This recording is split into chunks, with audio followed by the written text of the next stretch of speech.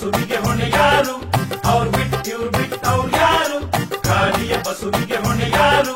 ಕಣ್ಣ ಮುಚ್ಚೆ ಕಾಡೆ ಗೂಡೆ ಆಡುತ್ತಲಿರುವುದು ಪಂಚಾಯ್ತಿ, ಆಡುತ್ತಲಿರುವುದು ಪಂಚಾಯ್ತಿ, ಹುಡುಕುತ್ತಲಿರುವುದು ನಿಜಾಯ್ತಿ, ಹುಡುಕುತ್ತಲಿರುವುದು ನಿಜಾಯ್ತಿ.